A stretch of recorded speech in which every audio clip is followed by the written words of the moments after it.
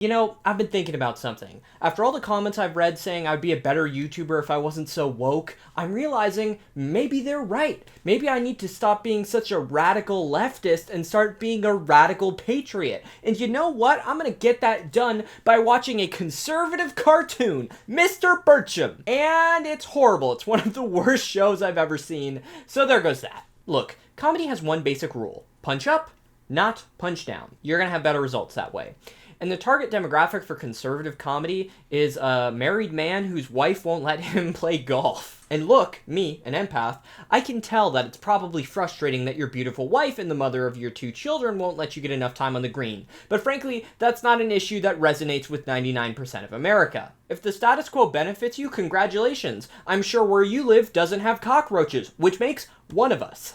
But you are not the audience for any comedy that actually means anything and that is actually any good. Incisive and meaningful comedy pushes back at society and gets to the root of why things suck so badly. Or, you know, if you're a gay comedian, you can just tell jokes about Grindr and straight people will laugh because I've given them a permission structure to do so. If you want to see why conservative comedy doesn't do any of this stuff I just mentioned right, well, welcome to my review of the newest right-wing comedy show, Mr. Birchum. The show revolves around the titular Mr. Birchum, who is a curmudgeon and a grouchy shop teacher who doesn't love this new woke world that we live in. He has a daughter and a wife who both love him categorically because, you know, after all, he's meant to represent the audience, so his life can't be that bad, truly. In person watching Mr. Birchum, trust me, your kids do want to call. Just wait. They're gonna call. Just wait. It's any day now. But to balance things out, his life can't be too perfect. His son is a gamer. Birchum represents the audience, and he has to get out of a variety of bad situations engineered by his liberal arch rival, Mr. Carponzi, or just by the woke PC culture in general. What I find really interesting about this show is that it would work perfectly if it was meant to be an over-the-top parody of right-wing media instead of trying to be an earnest conservative adult cartoon. The characters make fun of the Green New Deal, pronouns, and frankly, Hispanic people in general, but we're meant to laugh with them, not at them. This is, so to speak, incredibly difficult because this show is so tremendously unsubtle and so on the nose. Again, it feels like a parody of what right-wing media is supposed to be, instead of the fact that this show likely exists to be sort of a red meat type show for the conservative in-group. And who do we have to thank for this monstrosity of a TV show? Why, the news outlet The Daily Wire, of course. The Daily Wire is most known for hosting a variety of conservative media personalities like Ben Shapiro, Steven Crowder, and Candace Owens, and they've decided to boldly go where no man has gone before, the adult cartoon. This, of course, is sarcasm, because the world of adult cartoons is a lot more like Route 66 than it is the moon, because there are about 1 billion low-effort clones in the adult cartoon sphere of Family Guy and The Simpsons. Enter Birchum, a character who's been around for 30 years, with a script that's been around in some way, shape, or form since 2009. It's finally seeing the light of day thanks to a partnership with conservative media. Hey, Editing Patrick here. So when I was doing the editing for this video, I actually found out that there was a full, never released, but actually realized pilot of Mr. Birchum made in 2009. Now the art style is a lot better. It still kind of looks disgusting, but there's a little bit more love and care and craft put into it. The difference here is that there's a lot less focus on the culture war. Instead, it's mostly focused on him complaining that he can't bring peanuts into the school. Like, that's the whole gimmick. So it really kind of makes sense as to why no network wanted to pitch this horrible show that's basically him complaining that he can't eat peanuts. That's like the whole thing. Birchum is primarily the brainchild of Adam Corolla. Now, if you're under the age of 45, you might not have any idea who the heck that is. But Adam Corolla has kind of found a personality and a career, not in mainstream Hollywood, but in vaguely right-leaning radio and now podcasts. And look, you know, I get it. Just like he tries to find an audience by being conservative and annoying, I try to find an audience by being gay and judgmental. Is it working yet? Is it working yet? But now, thanks to the partnership with the Daily Wire and a variety of C-list celebrities, he can finally make this sitcom a reality. Mr. Birchum is, at its most charitable, a horrible idea that network television was correct to discard in the garbage. And that's me trying to be kind. The pilot is available for free on their website. Any future episodes of Mr. Birchum are available on the Daily Wire Plus streaming service, which costs an eye-watering $15 a month, making it more expensive than Disney Plus, Apple TV, Peacock, and Paramount Plus. Now, I know these are kind of the B tier of streaming services. They're kind of the JV, right? They're not as good as Hulu, Netflix, or HBO Max. Hate that rebrand, by the way. But still, they're probably better than Daily Wire Plus, whose most impressive movie offering is What is a Woman, a movie made exclusively for your twice-divorced, bigoted uncle. We join Mr. Birchum on the first day of the year, where we learn he is not only disliked by the students of Teddy Roosevelt Junior High School, You suck, Mr. Birchum! but he is also disliked by the administration. I've been warned about you two. Your antiquated teaching philosophy strikes some as toxically masculine. Enter Mr. Carponzi, probably the most fun character in my biased opinion, because he is a straw man. He is a caricature of what right-wing media loves to do and how they love to portray people who are quote-unquote liberal. He is a complete punching bag and a person that really is not written intelligently at all. He's like Kevin Sorbo's character in the original God's Not Dead. The formula for writing this character, a liberal in a conservative text, is very simple. Their logic should never be clear or intelligent. They should never be humanized as a person, and frankly, they shouldn't behave like a real person at all. Every line of dialogue should then be antagonizing our lovable conservative hero, it should be them sounding stupid, or it should be them saying a hyperbole of liberal politics that nobody actually believes. I know this is a comedy and we're meant to laugh, and if you find the concept of they-them pronouns to be too hard to grasp, you probably will laugh at this character. This guy sounds just like all them Joe Biden voters. Now, I realize I just did a southern accent, but in fairness, there are more conservative voters in California than there are in these southern states combined. California is a pretty big place, lots of conservatives there. Still, he's not an intelligently written character because this just isn't how you create an antagonist in a sitcom setting. And it doesn't work because we're supposed to simultaneously believe two things. Is Mr. Carponzi so incompetent, stupid, and pathetic, but also a threat to Mr. Birchum? Because this episode ends with a hearing initiated by Mr. Carponzi, which potentially could get him fired, and that seems to be his objective throughout the series. We're supposed to believe that this guy is a threat, but we're also supposed to believe he's so stupid, pathetic, and is never going to accomplish anything. These goals can't exist simultaneously. But whatever, again, probably thinking a little bit too critically about a conservative adult cartoon. The show itself gives mixed messages about whether or not Birchum is a quality teacher. One student absolutely loves him, and Birchum in turn gives him the ability to influence other students' grades, which, I don't think that's a thing. I don't think he should be doing that. He grades students the same way that a kindergarten teacher who hates children would grade people, because he has a public donkey board where he gives students donkey points whenever they do something that is either dangerous, stupid, or something that Birchum just personally dislikes. His entire class maxes out these scores and then have to sit in the donkey corral, where they're then told by Birchum that they have to come to his house at 6 a.m. on Saturday and build him a new deck, or they're going to fail the class. And despite all this, we're really meant to like Birchum as a character, and the episode itself ends with most of the other students coming to the conclusion that they like him as a teacher. In the disciplinary hearing, most of the students sort of come around on Birchum entirely and his teaching methods. But I'm not sure this is the right conclusion to take from the episode, just gonna be honest. I'm not sure if publicly shaming teenage students as if they were in the second grade, as well as making them come over to your home unsupervised in the early hours of the morning to make them do unpaid manual labor, is really the most effective way to teach students, and I'm not sure it makes you a good teacher either. Mr. Carponzi gets ironclad evidence of this, and what should be a slam dunk case, how does he present his argument of what Mr. Birchum is doing? Mr. Birchum is charged with using systemic student oppression, publicly shaming them, and then forcing them to work on his personal property during non-school hours. He literally made them slaves. Literally! Okay, because of course the one person trying to protect the students in this scenario has to be a histrionic man-child who whines all the time and is completely pathetic. Okay, yep. Anyways, Birchum also has a family, complete with a wife who's trying to turn his dog vegan.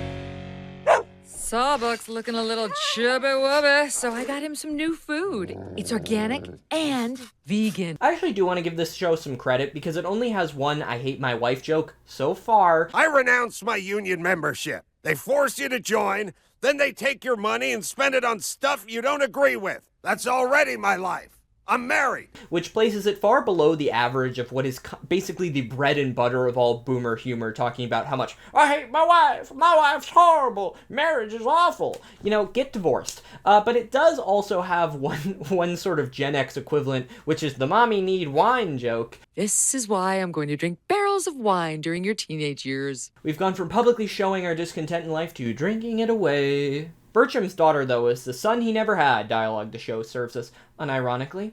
And she is really into woodworking in a way that her underachieving mom just doesn't understand. This causes them to come to blows as her mom uses white paint to cover a wooden fireplace in one of the homes she's trying to sell in her real estate career. I don't really have too much to say about this, other than it's one of the least interesting B-plots I've ever seen in an adult animated cartoon, especially the pilot, which is probably the second most important, arguably the most important episode in a TV show's entire runtime, besides literally the series finale. And, you know, this is just me, but if I'd been trying to make my sitcom for 15 years, I'd maybe, you know, take a weekend and actually write something that was interesting, or at the very least funny, to be the B-plot in my show that I've been trying to get made for 15 freaking years. But instead of that, they went with the most low-effort montage of all time of Jeannie sabotaging her mom, trying to get this house ready for staging.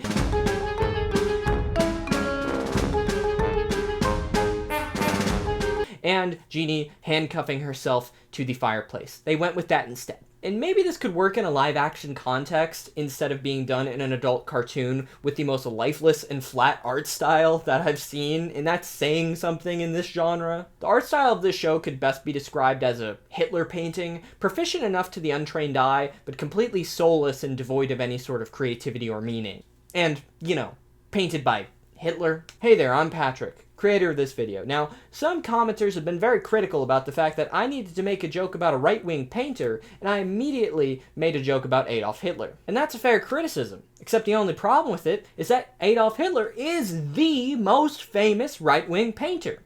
Don't believe me? Would you have understood the joke if I referenced Francisco Goya's 1812 work, The Battle of the Sardine?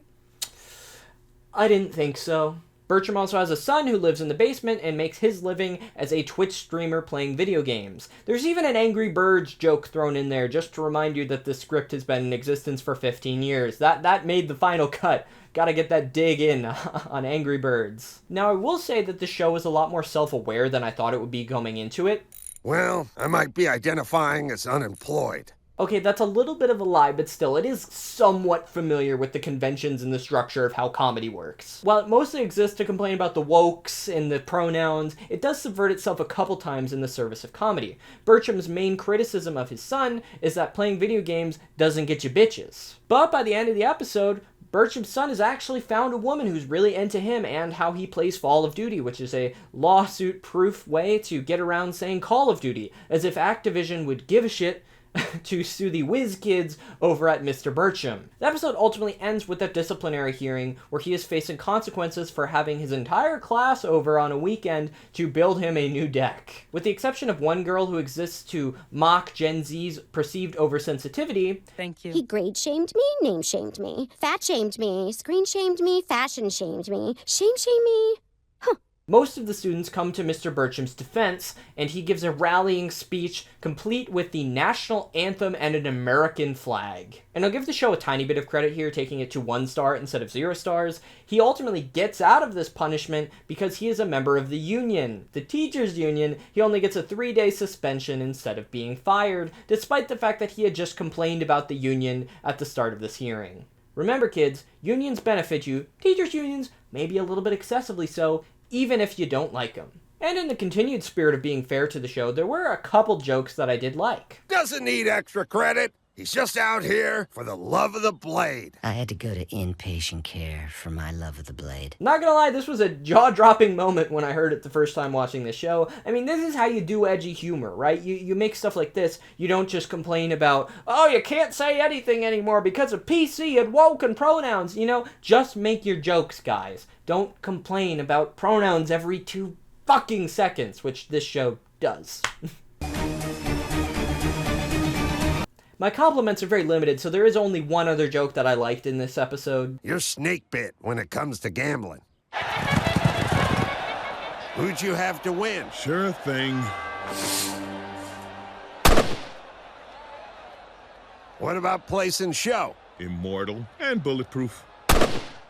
And to be honest with you, they ruin it. They should have ended that joke after the first execution. It cuts to the jockey crying. That's it. You don't need to go any further, guys. 1 horse being executed is funny, 3 is gratuitous, and referencing place and show bets and horse betting, something that I had to look up. If you understood this joke right out of the box, then you probably only see your kids once every other weekend, and I'm sure you had a good laugh at this joke. But that's pretty much it. The rest of the humor ranges from conservative and bad, to nonsensical and bad, to just bad. I made those benches with rough sawn cedar to maximize discomfort. I also sold a couple to the DMV. Wow, a joke about how the DMV isn't a fun place to be. I've never heard this before. This is cutting edge comedy. I was gonna have my birthday party there. I was gonna have a big old party at the DMV, but now I know the error of my ways because, oh, the DMV is miserable. It's a miserable place to be. Thank you, Mr. Birchum, for making that joke. No one's ever gone there before. Oh, please. That hack doesn't know the difference between a coping saw and a banjo saw. Or the difference between a crescent wrench and a different kind of wrench. I don't really understand this joke other than the fact that, oh, the mom's stupid. But, I mean, maybe it's funny for woodworkers, but is there going to be a large audience of woodworkers watching this show who thought that Home Improvement wasn't funny enough and they needed Mr. Birchum? Like, and don't get me wrong, there's a fair share of meat and potatoes, basic conservative humor, which is not funny at all. Last semester, I got written up for saying this kid threw like a girl. But then, 2 months later, that same kid started identifying as a girl.